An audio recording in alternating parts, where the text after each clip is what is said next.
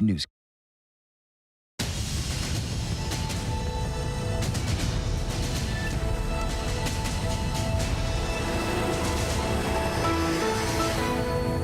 This officer is trying to unlock my car.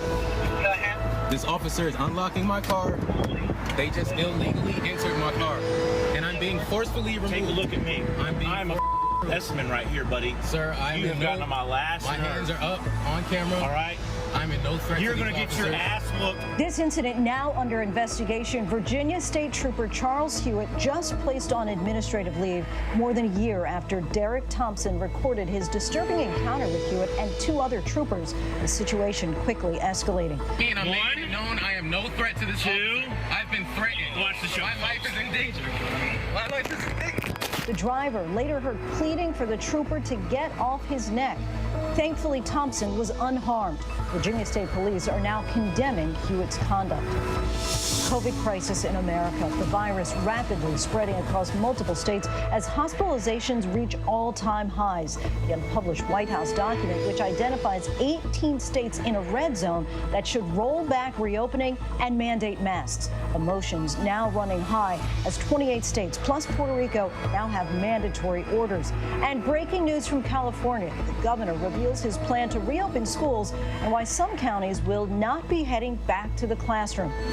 President Trump feeling the heat on both sides with the campaign heating up, and a new poll finds only a third of the country trusts what he says about the virus. There's now a movement from within his own party urging Republicans to vote for Biden. Justice Ruth Bader Ginsburg's latest health battle, the revelation today that her cancer has returned, the latest on her treatment and whether she'll remain on the bench. Team in turmoil. Washington's NFL franchise now embroiled in a scandal over alleged sexual harassment. One of the accusers now speaking out. It comes just days after announcing they'll change their name. We'll speak to the man who snatched up dozens of trademarks for potential replacement names, why he's hoarded the names, and what he plans to do with them. And dirty money? What's behind the current coin shortage? Why businesses are asking for exact change when so many can barely spare a dime? Good evening, I'm Lindsay Davis. Thanks so much for streaming with us. Another day, another broken record for the second day in a row. 77,000 new COVID-19 cases in the U.S. today, according to the COVID Tracking Project. While most of the developed world has had some success containing the virus, our fight rages on. And despite the revelation of an unpublished government document zeroing in on so-called red states, there is still no national coordinated plan. Scenes like these continue to play out. Nurses and medical professionals traveling across state lines to help colleagues on the front lines. This group going to Miami. Also on the move, refrigerated trucks heading to San Antonio, Texas, as morgues there fill up. Victor Kendo leads us off with the toll COVID is taking on the country as the death toll mounts. Hi, honey. Tonight, the agonizing reality of the pandemic. So many lives lost, many left to die alone. You don't recognize me with all this junk on my face, but it is Sam. I love you, sweetheart. I love you so much. 90-year-old Sam Reck got into full PPE to see Joanne, his wife of nearly 30 years. They had been separated for months as she fought the highly contagious virus in a Florida hospital. Sam insisting on being right there by Joanne's side when it was time to say their final goodbyes. Finally getting to hold your hand after all these months. Finally let me hold your hand. Feel me squeezing your hand? Loved ones are often robbed of these precious moments. He did risk his life to go see my mom, but that was his choice. Their home state of Florida, one of 26 states seeing an increase in daily deaths. Tonight, a new and unpublished White House task force document obtained by the Center for Public Integrity calling 18 states red zones, suggesting they roll back reopenings. We're in big trouble, and ignoring science and hiding scientific input from the White House to the American people is not a way to move us forward. A senior official late today saying the document is meant to inform local response efforts, not for mass consumption.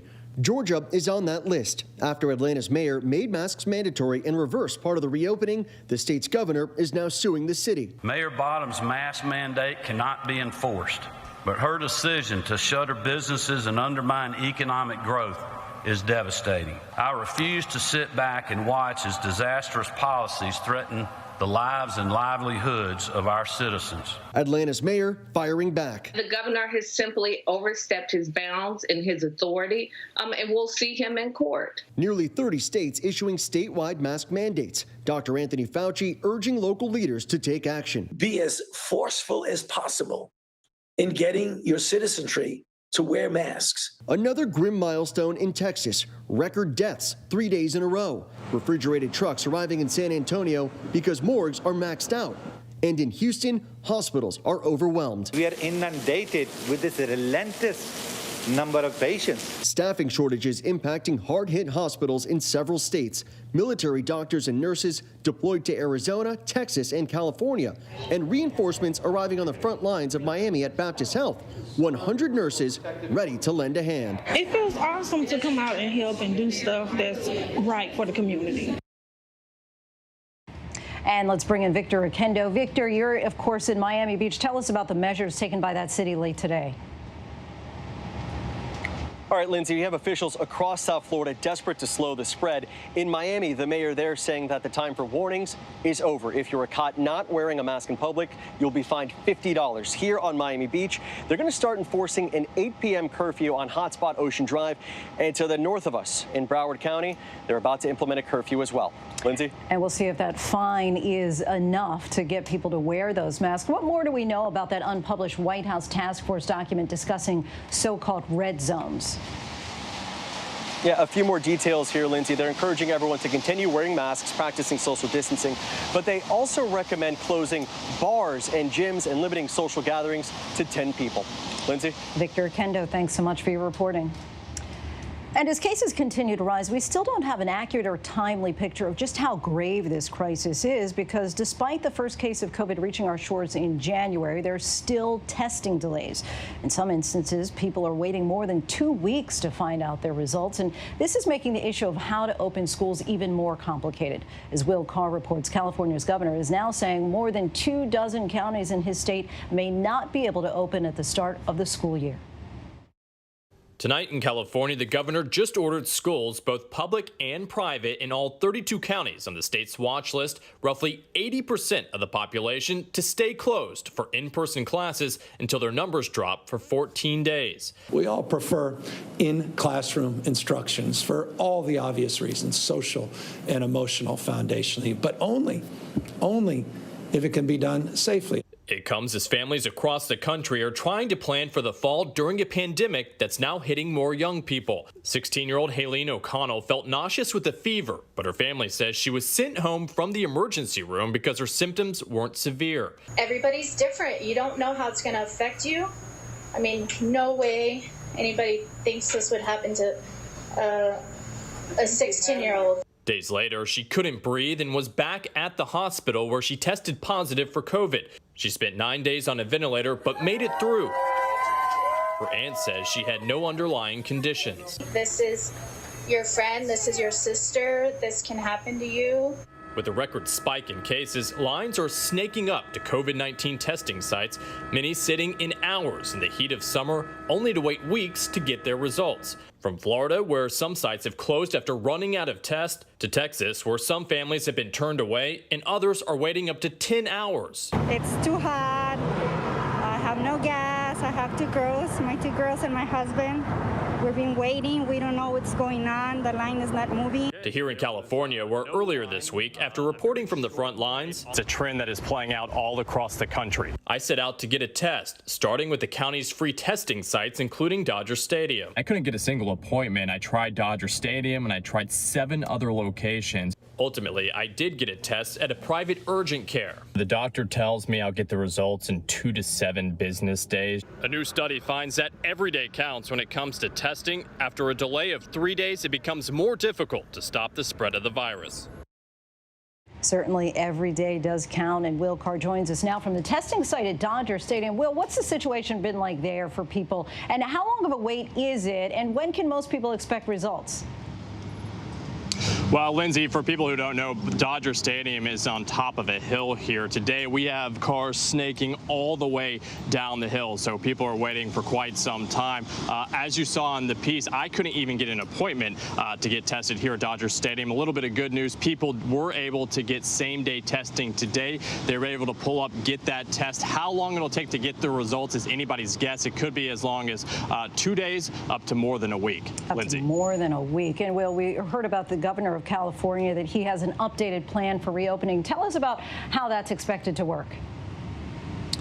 That's right. He's put some details out today, including that third graders and above will have to put their mask on when they are able to go back to school. Also, on a national level, a lot of people are asking for guidelines. The CDC said they won't put out guidelines for reopening schools at least until the end of the month. And ABC News just confirmed that the White House has decided to block the director of the CDC from testifying to Congress about reopening schools. Lindsay. Wow. Okay. Will Carr in Los Angeles for us tonight. Thanks so much, Will. And for more now on the alarming spike in COVID cases, especially in Texas, we bring in Congresswoman Sylvia Garcia, who represents East Houston. Thank you so much for joining us tonight, Congresswoman. Well, thank you for having me. Now, the Houston mayor has called for a second shutdown of the city, as you know, saying that the positive results from March and April were negated when Texas reopened. Do you agree? And what measures do you think should be mandated by law in your city, state, and the entire country as a whole in order to try to stop the spread? Well, the mayor's absolutely right. We didn't shut down early enough. The governor has failed to order a shutdown. He failed to early order a mask law across the state. He's not given the local officials the flexibility to do what they need to do in their own cities and their own counties. So the mayor's absolutely right. We need to do more because I know that we can do better. When you say do better, what in your estimation would that entail? Well, he put a pause on the reopening. We should have just slammed the brakes and stopped. We should have done the mask order sooner. We need to make sure that we have a more robust system of testing throughout the state.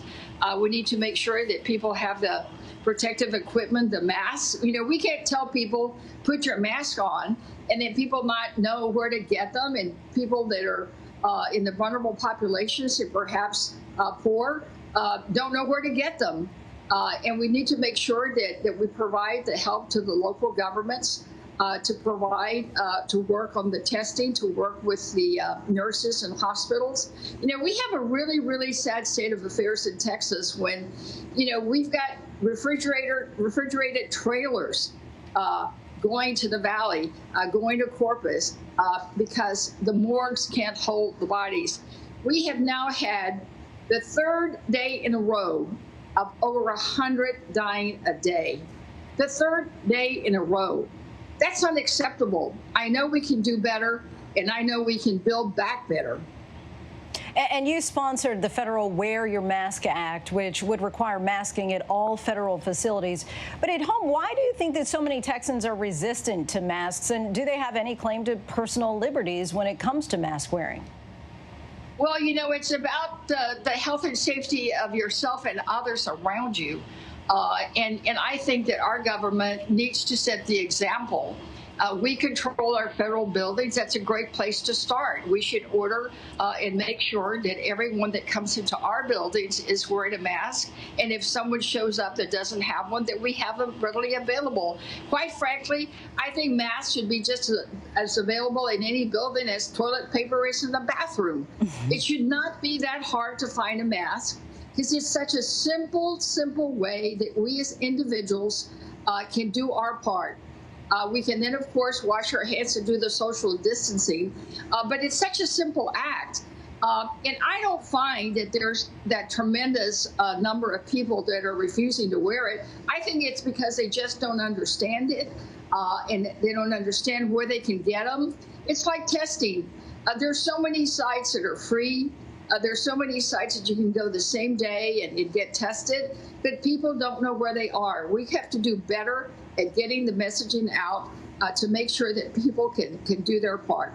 And let's turn now to the economy. Lawmakers have just 11 days before key jobless benefits run out, and the parties are nowhere near agreeing on an overall price tag for the next relief package. What compromises do you think that Democrats need to make in order to ensure that Americans get the much-needed help they need? Well, you're absolutely right. That's been on my mind, and I know it's on the mind of the 2.9 million Texans that are unemployed, and so many of them are depending on the state benefits, but additionally our $600 supplement from the federal government. That's set to expire in 2 weeks. We've got to make sure that we take care of that. We've got to make sure that we have an extension. And if we have to sit down and talk about, you know, if it's not 600, well, maybe it should be 500 or maybe 400, but we've got to make sure we do something because people are hurting. People are worried about what food they have on the table. They're worried about the roof over their heads, whether they can pay for the rent, whether they can pay for the mortgage. And now they're worried about whether or not their kids are going to be able to go to school come the end of next month. So we are under a lot of stress as working people. So we know that we've got to do something.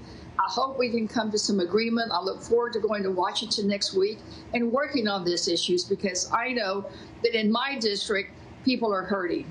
And you're, of course, a Joe Biden surrogate. His campaign has rolled out a new TV ad airing in Texas, a state that no Democratic presidential candidate has won in 44 years. Here's Biden's message.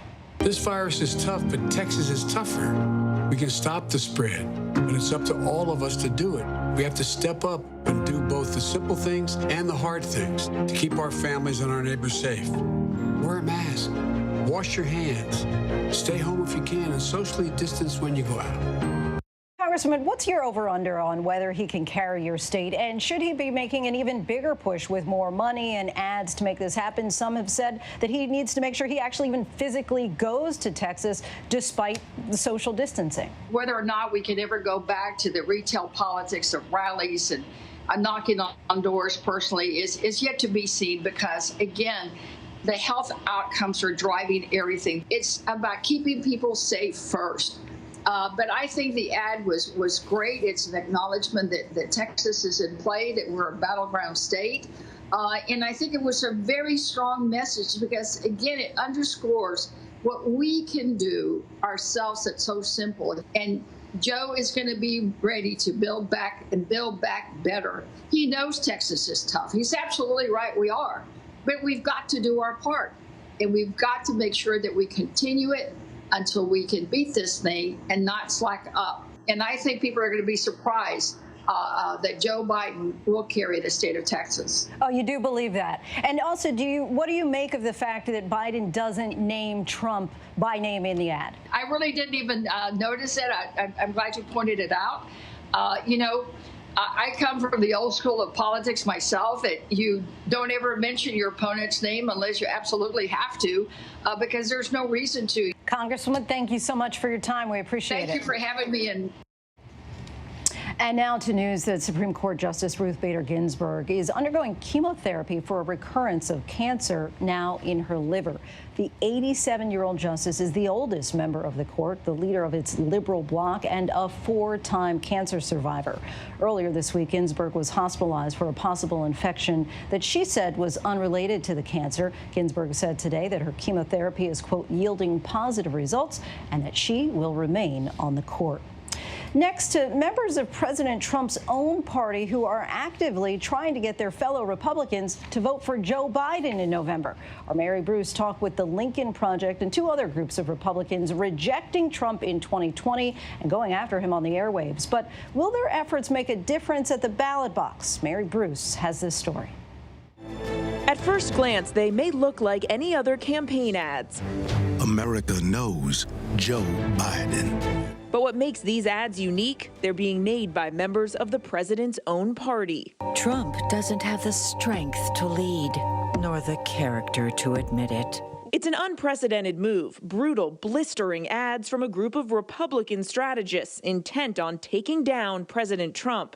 We pull no punches. We don't tell people about Donald Trump. We illustrate why he is unfit for office and how his actions, regardless of what they may be, can further illustrate his inability and unwillingness to serve in the role. It's called The Lincoln Project, and co-founder Reed Galen tells us many of the ads are intended for an audience of one. Hey, Donald.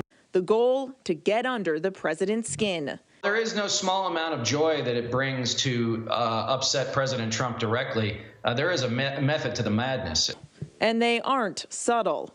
You've probably heard this before, but it was smaller than we expected. They're trying to beat Trump at his own game, and the strategy appears to be working. Take, for example, this ad mocking the president's performance at the annual West Point graduation. It's time we talk about this.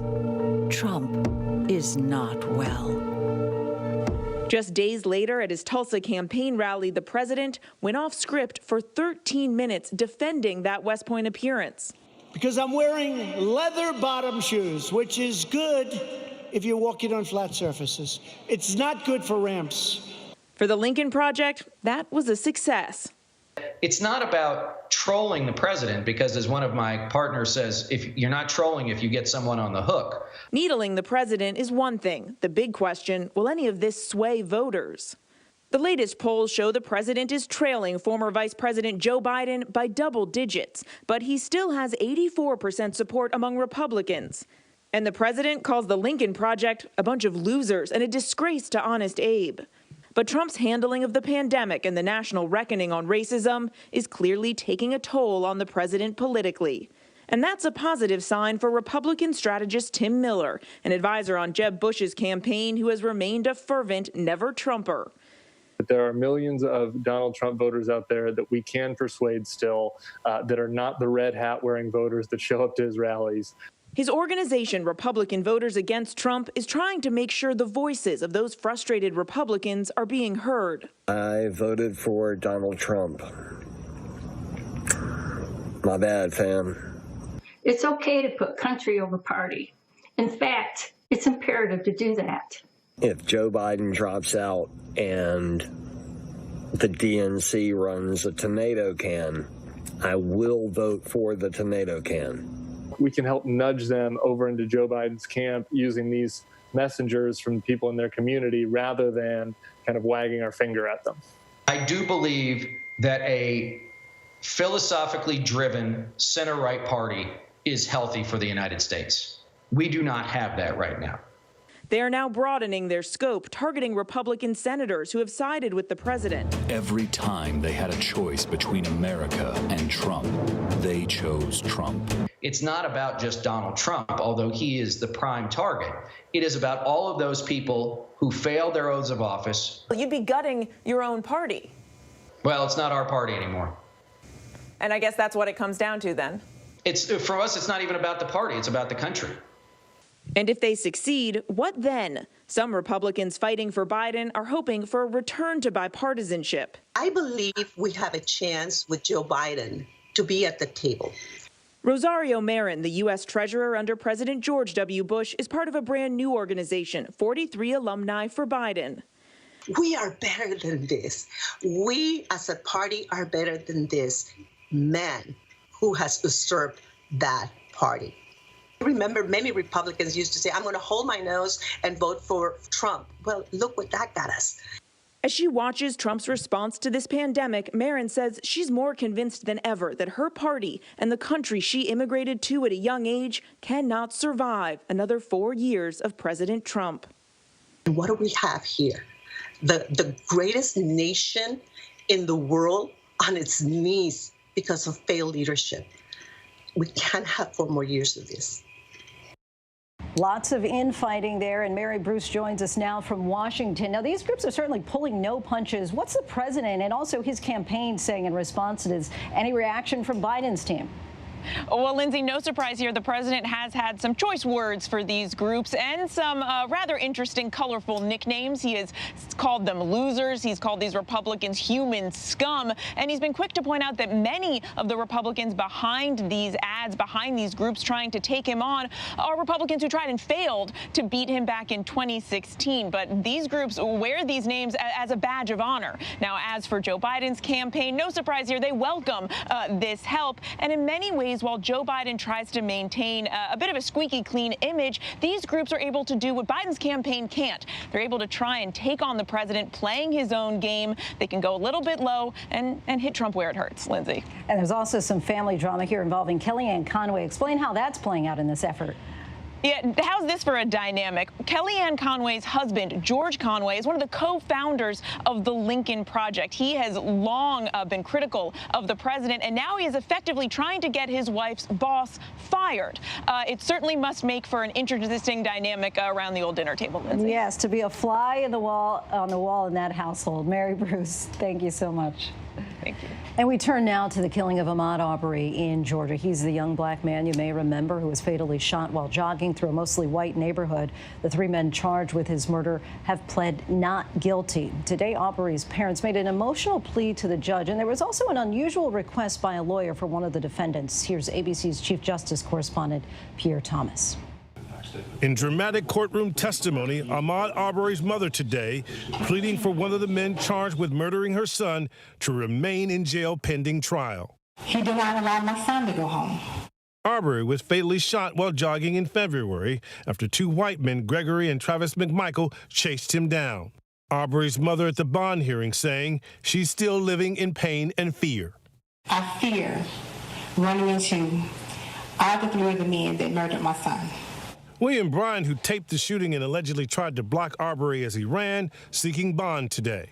Bryan's attorney irritated that the lawyer for the family had a mask with the name George Floyd on it. If we are permitted to wear masks making political statements, then Mr. Evans and I in this home should be free to wear not a mask. The judge's focus, health, not politics. That is all that we are asking the lawyers and those that are in this courthouse to do is comply with public health guidelines.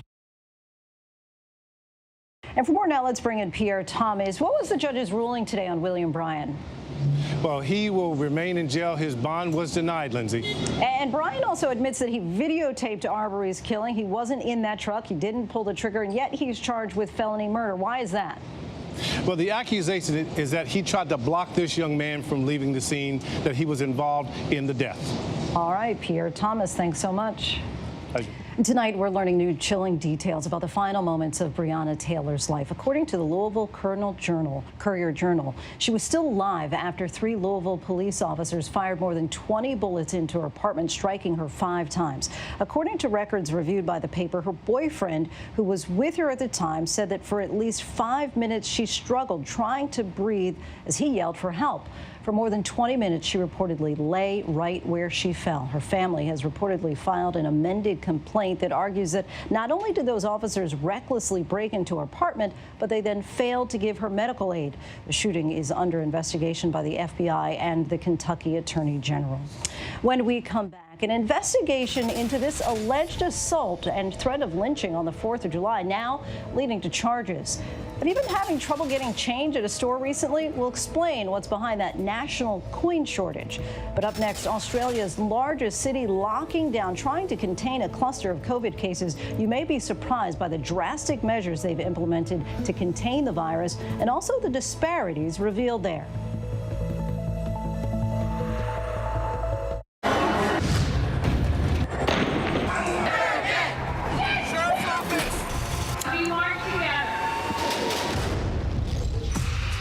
Powerful stories of our time, anytime. Nightline. Now, with so much on the line, ABC News, America's #1 news, is right there for you live on Hulu with stories of strength, stories of hope. Because now, when it matters most, Hulu has live news. Hulu has live news. Hulu has live news, and that news is ABC News. ABC News Live on Hulu. ABC News Live on Hulu. Watch the news you need. Thanks so much for streaming with us. Streaming to all Hulu subscribers right now. In one place, the vital information, the straightforward facts, what you need to know, helping you protect yourself and your family. ABC News, Pandemic, your questions answered here. Welcome back. We turn now to the worldwide impact of COVID-19. Australia was a global leader in combating the coronavirus when it first appeared, but the last week has seen a sudden surge in cases. Melbourne has been particularly hard hit, recording more than 400 new cases on Friday, while numbers in Sydney are also up, pushing the national tally beyond 11,000. And some residents in Melbourne say that this second wave and the hard lockdown that has resulted is causing some glaring inequalities to service, illuminated by the Black Lives Matter movement. Here's ABC's Britt Clennon. For residents in 9 public housing blocks in Melbourne, an abrupt coronavirus lockdown has turned into a living nightmare. 3,000 tenants in the towers located in the suburbs of Flemington and North Melbourne banned from leaving their homes as testing is carried out. What comes next is chaos. The residents say they were given just an hour's warning and very little help. After 5 days, restrictions are eased in 8 of the 9 towers to the same lockdown level as the rest of Melbourne. One tower remains in hard lockdown. We've been treated like we're actually being detained, and I feel like our human basic rights have been taken off us. Filmed by another resident, this is Lena as she makes use of allocated exercise time. It was in a designated area that was fenced off, and which looked like a cage, and it was actually patrolled by 20 plus police officers. So I personally left. I went for a couple of minutes because I really needed the fresh air after, being locked into my apartment for 8 days and more, that I needed that fresh air. But it was quite confronting and very dehumanising that I actually chose to leave. Victoria State Premier Daniel Andrews defended his decision to send 500 police officers to the public housing estate, saying it is in the name of protection, not punishment. He also offered hardship payments to those inside.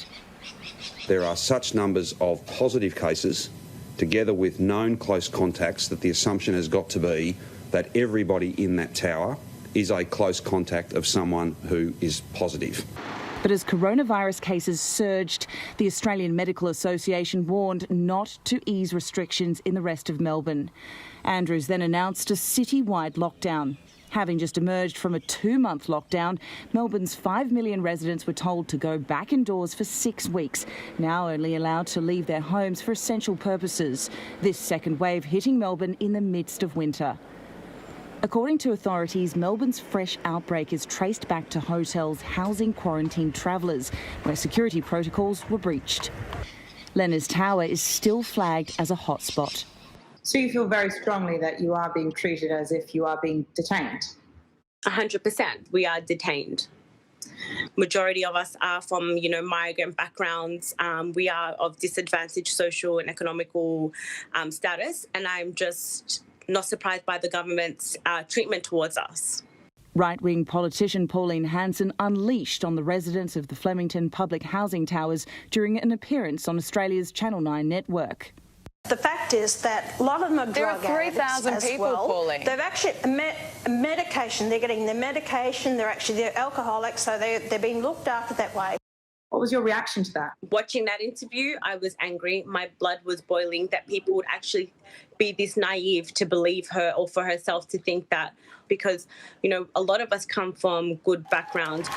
Just weeks ago, Melbourne saw mass Black Lives Matter protests, demonstrators supporting the US-led movement sparked by the murder of George Floyd and hoping to eliminate issues of racism and inequality down under. I think a lot of Victorians are blind with what's happening in our own backyard and are quick to shut down racism, saying that, it doesn't happen in Australia and, we're very multicultural. I think this is a wake-up call for us. I'm just Australian as the next person. I've been here since I was 2 years old, and this discrimination really needs to end. Just a 10-minute drive away, 27-year-old economist Andy Bridger describes a vastly different lockdown experience so far.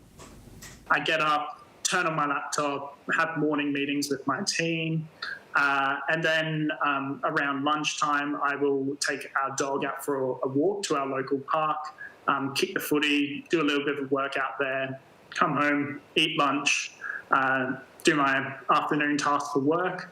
Then in the evening, because we're in lockdown, can't really go out again. Andy recognising his lockdown is a breeze compared to others. But for Lena, it's Australia's lockdown itself that's provoked dismay. people are still in a little bit of shock about going back into lockdown. But I think generally there's quite a lot of social cohesion in Australia compared to, say, the United States. So people are generally a lot more willing to follow the medical advice. You know, there was no conversation, there was no warning, there was no safety measures put in place. It was just a hard lockdown. Australia's determination to suppress the virus clearly revealing some old wounds. For ABC News, Britt Clennett, Hong Kong. Our thanks to Britt for that. We still have a lot to get to here on Prime. An arrest made tonight in that grisly murder of a tech CEO, and police say the killer was very close to his victim. What's in a name? As DC's NFL team struggles to find a new name, we'll speak with the man who may just hold the key. We'll explain coming up. But up next, birth rates around the globe are plummeting. Why? Stay with us. First, our tweet of the day. New York's Governor Andrew Cuomo making a point with this video he shared about the importance of social distancing. In times like these, the news-making events happen here. ABC News. President Trump meeting face-to-face with one of the world's most brutal dictators, Kim Jong-un. The president. Do you trust him? I do trust him, yeah. I think he trusts me, and I trust him. Ivanka Trump. I have to ask you about your emails. Your father had taken Hillary Clinton to task for this. There just is no equivalency. So the idea of lock her up doesn't apply to you? No.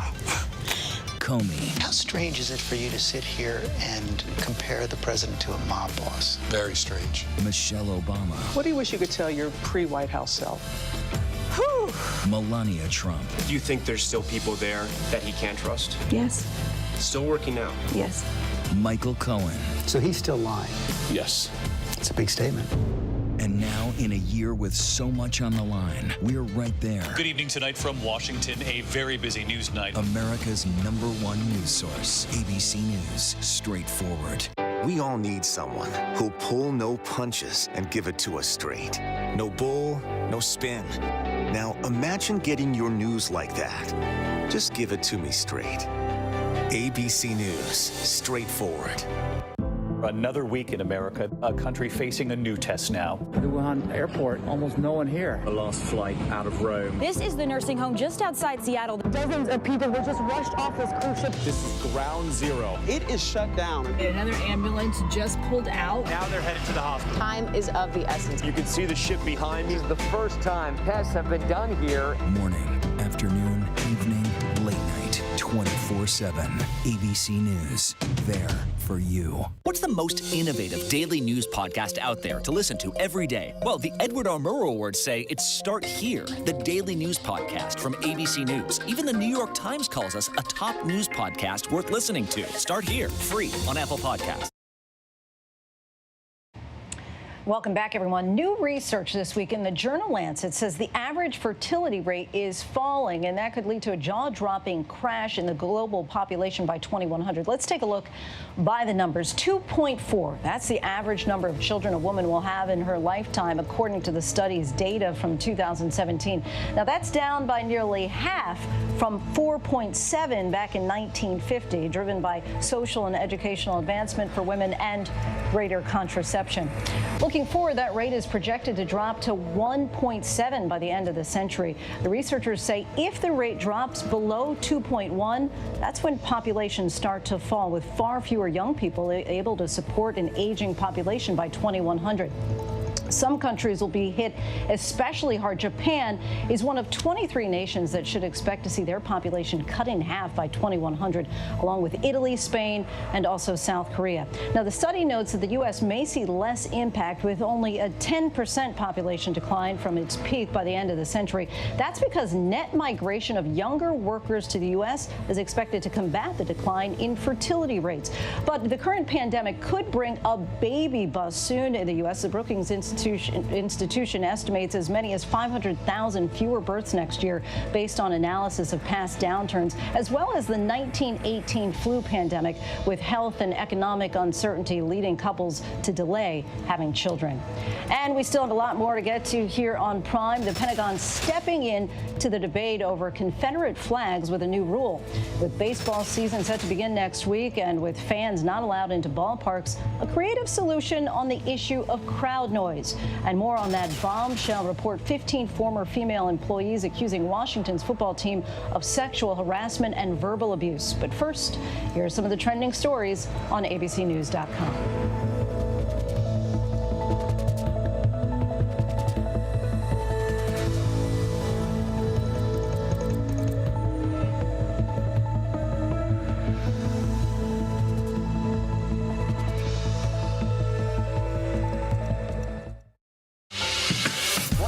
Right now, this is part of the eye wall. This procession of migrants goes back 2 miles. There is going to be catastrophic damage. This fire has made a run. You can see those flames shooting up into the sky. We are on the jam-packed red carpet. To the right, guys.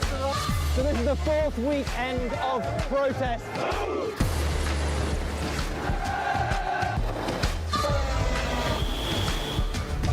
Watch ABC News on location for Facebook Watch. What's the most innovative daily news podcast out there to listen to every day? Well, the Edward R. Murrow Awards say it's Start Here, the daily news podcast from ABC News. Even the New York Times calls us a top news podcast worth listening to. So if you like getting behind the biggest news stories of the day, inside all the details, the backstory, and what will happen next, then listen to Start Here, the daily news podcast from ABC News. It's like no other news podcast out there. Even the critics agree. Listen free on Apple Podcasts. This is what being live is all about. This is ABC News Live, the 24/7 streaming news source from ABC News. Breaking news, live events, streaming nonstop. Original breakthrough storytelling from ABC News, National Geographic, ESPN, and it's all designed differently for you to stream straight to any screen whenever you want. ABC News Live. Streaming everywhere, right to you. ABC News Live. It's that easy to go there. The Americans here on the ground and the Iraqis. 18,000 tons. Patatas. Ismail? David. Over ground zero from Hurricane Michael. You can see just home after home. David, nice to meet you. This was your view. My favorite view. Thank you very much. Thank you.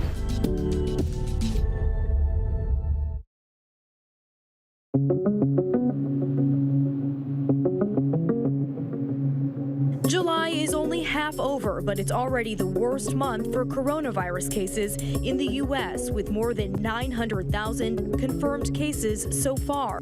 Deaths from the virus climbing in at least 26 states, and hospitalizations are rising in 34 plus Puerto Rico. Arizona battling a staggering daily positivity rate of 25%. Its ICUs 90% full. Florida with nearly 14,000 new reported cases in just one day. Confederate flags are now effectively banned from all U.S. military bases and facilities. Defense Secretary Mark Esper issuing a new list of authorized flags, including the U.S. flag, POW MIA flags, and unit flags, but the Confederate flag is not on the list. Secretary Esper saying the change will improve morale and cohesion among the forces. President Trump has defended displays of the Confederate flag as, quote, freedom of speech. 2 Indiana white men have been charged in a case where the suspects pinned a black man and civil rights activists against a tree over the 4th of July weekend. Monroe County prosecutors have charged Sean Purdy with 3 counts, including criminal confinement, battery, and intimidation. Jerry Cox faces the same charges plus 2 additional battery charges. Video from the incident near Bloomington appears to show the men holding Fox Booker, who is black, against a tree. Booker says the men shouted racial slurs and threatened to get a noose. An attorney for Purdy previously said Booker was the instigator. The charges come as the FBI investigates the case as a possible hate crime. Washington, D.C.'s football team now facing allegations of sexual harassment and verbal abuse spanning more than a decade. Not only was I being hit on, but I also was being just berated and spoken down to, degraded on a daily basis. Emily Applegate is the only one of 15 former female employees interviewed by the Washington Post who agreed to be identified, but all reportedly describe repeated incidents involving multiple employees. Applegate claims the former chief operating officer asked her to wear a tight dress, so, quote, the men in the room have something to look at. I had a friend of mine that worked in a different department, but she was basically getting the same treatment from her direct boss, and we would legit cry in the bathroom. The women claim there was a toxic work culture, men waiting at staircases to look up skirts, and text messages like this from former assistant director Richard Mann, allegedly telling one woman to expect an inappropriate hug, and telling another employee there was a discussion about her breasts, writing, "Real or fake is the debate." In a statement, the team saying they've hired an attorney for an independent review of this entire matter and help the team set new employee standards. The Major League Baseball season kicks off next week, and even though the stands will be empty, players will still hear the roar of the crowds. The league will play noise from its official video game through ballpark sound systems. 2 European soccer leagues are currently doing something similar for their players. Police here in New York City have made an arrest in that brutal murder of the tech CEO. You may remember that he was found decapitated and dismembered inside his luxury apartment. As Adrian Bankert reports, the man in custody worked closely with that executive. Tonight, an arrest announced in the merciless killing of a millionaire tech CEO in Manhattan. 33-year-old Fahim Saleh found dismembered in his apartment on Tuesday. The motive, according to police, cash. And sources say it was the possible theft of more than $100,000. According to police, on Monday, Saleh was joined in his building's elevator by a man in a suit wearing a mask. As the elevator opened into his apartment, Saleh was tased, then stabbed to death. Today, police have named the suspect, Tyrese Devon Haspel, Saleh's 21-year-old personal assistant. Detectives revealing they recovered text messages between the two where Saleh accused Haspel of stealing. It is also believed that he owed the victim a significant amount of money. Loved ones are calling Saleh, the CEO of a Nigerian-based motorcycle ride-sharing app, an innovator. His family says in part, there are no words or actions to provide any of us comfort except the capture of the person who exhibited nothing short of evil. And we're outside Saleh's apartment where there's a small memorial growing, loved ones and friends dropping off flowers. Tyrese Haspel now faces second-degree murder charges. Lindsay? Adrian, thanks so much. And now to a story about your money and a simple question. America, can you spare some change? Because you may have noticed lately it's getting a little tougher to find nickels, dimes, and quarters at the checkout line. It's an unexpected consequence of the pandemic and rolling shutdowns with coins in scarce supply across the country. ABC's Trevor Ault explains. As the nation collectively wrestles over the best path forward in this pandemic, America needs change. No, literally. American banks and businesses are desperate for your coins. You know what? These are some really crazy times. I don't know what's going on, man. But yeah, to blame on the pandemic, I guess. Like the empty toilet paper shelves we saw in March and the meat and poultry purchase limits that hit in April, the United States has now found itself in a coin shortage. An entire nation pinching pennies, nickels, dimes, and quarters. We're starting to see that more and more because of the coin shortage and people not even taking their spare change, right? Because they're not out like they used to be. Economists say it's a lingering symptom of the shutdown. These days, with people trying to keep their contact at a minimum, many are straying from cash, instead opting to pay by card. And when retail shops, bank branches, and businesses like laundromats shuttered their doors, America's metaphorical piggy bank quickly started to run dry. Federal Reserve Chair Jerome Powell told Congress in June, "What's happened is that with the partial closure of the economy, the flow of coins through the economy has gotten it's kind of stopped." Now you might see signs like this, major retailers asking you to pay with a card because they can't give you change. At Kroger grocery stores, the change they owe you will instead be saved on your loyalty card, or you can round up to the nearest dollar and that money will be donated to your local food bank. Some 7-Eleven stores are offering you a free Slurpee if you trade in $5 in coins for $5 cash. Now, for many, this might not seem like a big deal, but for America's poorest citizens, every cent counts. And today, Treasury Secretary Steven Mnuchin said the federal government is trying to get more cold hard coinage into the market as soon as possible. We are working very closely with the Mint and the Federal Reserve on the coin shortage, and the Mint is working overtime. Minnesota Congressman Pete Staubers now calling on a PR campaign from the Treasury Department, hoping to jumpstart coin circulation. You can do your part by paying with exact change or taking your coins to the bank to swap them for cash. Experts believe the problem will solve itself once the economy returns, but with current trends, that could be quite some time. And the way America does business may be changing forever. I think what this is all going to do is it's going to further that process along, and we're going to see that cash transactions account for a much smaller proportion of overall transactions. That's something that was going to happen anyway. It's just going to speed it up. Trevor Ault, ABC News, New York. Our thanks to Trevor. And speaking of change, now to the battle over the name of Washington's football team after the NFL franchise announced this week it would be dropping its long controversial name. The team is currently going through the process of selecting a new name, but one man in Virginia, he may just hold the key. That's because Martin McCauley, for years, has made it a hobby of his to apply for and register 44 separate trademarks for alternate names for the Washington team, names like the Washington Red Tails, the Monuments, and the Pigskins, just to name a few. And Martin McCauley joins us now. Martin, so you're an actuary by profession. Just to explain to our viewers how you got into this hobby and what it's required over the years in order to keep these trademarks. Hi, Lindsay. You can call me the trademark hog. I started this 6 years ago as a joke. I thought it would be funny to get a trademark for the name Washington Pigskins. I applied for a trademark for Washington Pigskins, and the NFL trademark attorneys wrote me and told me they were aware of my application, and that sounded a lot like the name of the Washington football team, but they would allow it. And I was so excited that I got contacted by the NFL that I went out and got Washington Pandas. And I did not stop there. This is a very expensive hobby. I have registered trademarks from 2015 for the following possible names. So hail to the Washington Veterans, Americans, Monuments, Federals, Renegades, Gladiators, Founders, Football Clubs, Pandas, Pigskins, or Red-Tailed Hawks. And I think with red-tailed hawks, they could be either the red tails or the red hawks. So you say this was all a joke. 6 years later, you're still laughing? Is it a personal joke? Or what do you hope to accomplish with this?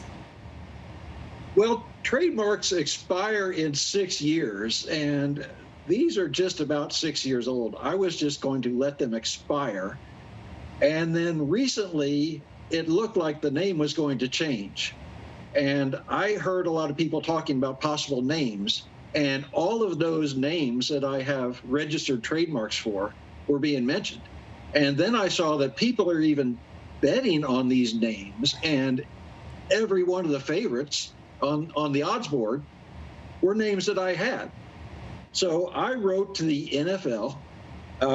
This was on July 4th, because on July 3rd, they said they're going to review the name. They didn't say they're going to change it. They just said they're going to do a review. So I sent an email because the NFL trademark attorneys had contacted me 5 years earlier about Pigskins. So I had their contact information, and they did me a favor. So I thought I will return a favor. I wrote them an email with the subject line, free trademarks. I listed all those registered trademarks. And I said, you can use these for free. And I thought I was doing them a solid, because if they start from scratch and try to get a trademark, that's going to take at least 7 months if everything goes well. And my understanding was they were going to try to get a name in place in 2 months. So I thought, I have registered trademarks. I'm not going to renew these. I thought the team might like to use one. So they were offered free trademarks, and they did not respond. So I asked, you didn't answer me when I asked if you wanted free trademarks. Do you want me to pay you to take these trademarks off my hands? And that is literally what I am doing now.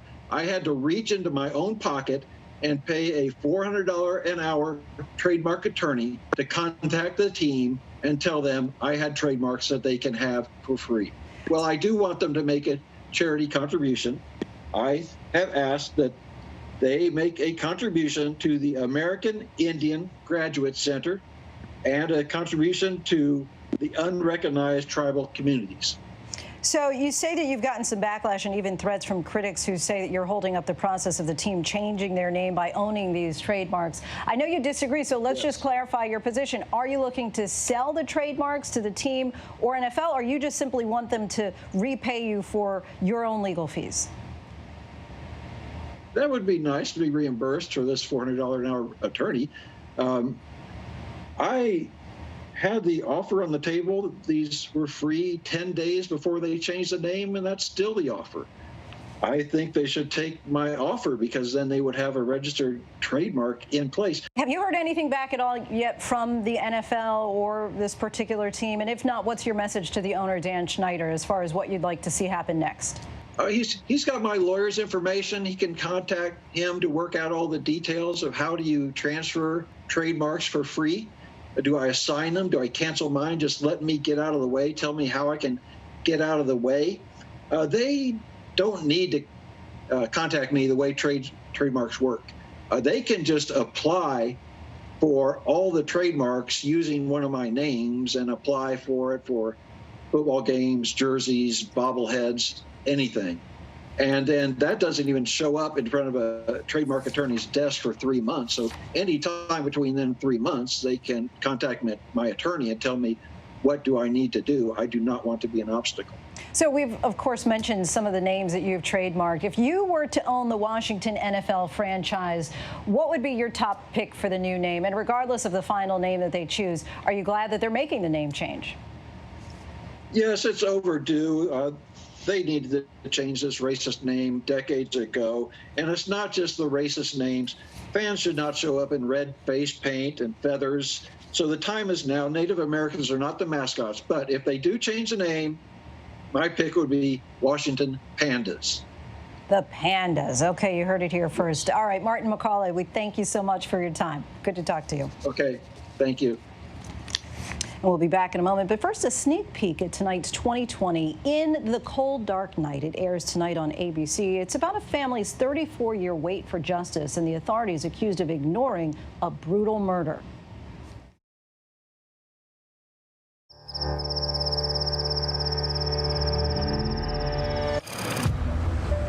This crime screams anger. It screams hatred. Timothy Coggins was a young black man back in 1983. He was not following the rules of 1983. The mentality is still the same. I don't care what year it is. He had been tortured. And then he had a cross cut across the chest. It represented the Confederate flag. He was murdered brutally by these people that could care less about him and just left him there like a dog. The people who committed this crime wanted to send a message. Why? Not only do I not have DNA, I don't have physical evidence at all. Several of us worked on that case until we started getting a little bit too close to who had killed Tim. I've never known my dad to be a violent person. My dad is not a heartless person. Do you think they're going to find anything in the well? Nothing but a bunch of dirt. It's been 34 years for us to be here, and we are finally here. I thought, oh my gosh, this is it.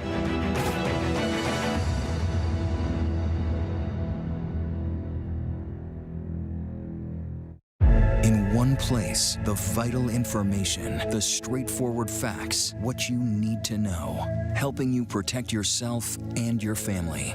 ABC News, Pandemic, your questions answered here.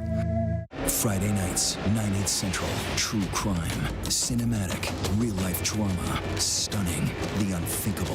Follow the clues, The Hunt. True crime, 2020. Friday nights, 9/8 Central on ABC. The world may feel out of your control, but your happiness doesn't have to be. Learn the secrets to happiness. Listen to the 10% Happier podcast, free on Apple Podcasts. ABC News honored winner of 4 Edward R. Murrow Awards, including the most prestigious honor, overall excellence in television. ABC News, America's #1 news choice. This is what being live is all about. This is ABC News Live, the 24/7 streaming news source from ABC News. Breaking news, live events, streaming nonstop. Original breakthrough storytelling from ABC News, National Geographic, ESPN, and it's all designed differently for you to stream straight to any screen whenever you want. ABC News Live. Streaming everywhere, right to you. ABC News Live. It's that easy to go there. Now, with so much on the line, ABC News, America's #1 news, is right there for you live on Hulu with stories of strength, stories of hope. Because now, when it matters most, Hulu has live news. Hulu has live news. Hulu has live news, and that news is ABC News. ABC News Live on Hulu. ABC News Live on Hulu. Watch the news you need. Thanks so much for streaming with us. Streaming to all Hulu subscribers right now. ABC News, America's #1 news source. Straightforward news, straight to the heart of the story. ABC News, straightforward. Before we go tonight, the image of the day. The Queen of England in her first face-to-face meeting with a member of the public since March, all due to the pandemic. That rare public appearance to honor 100-year-old Captain Tom Moore. You may remember he raised more than $40 million to fight the coronavirus by walking 100 laps in his garden. He was knighted for those efforts, and Sir Tom said it's been, quote, an absolutely magnificent day. I bet it was indeed. That is our show for this hour. Be sure to stay tuned to ABC News Live for more context and analysis of the day's top stories. I'm Lindsay Davis. Thanks so much for streaming with us, and have a great weekend.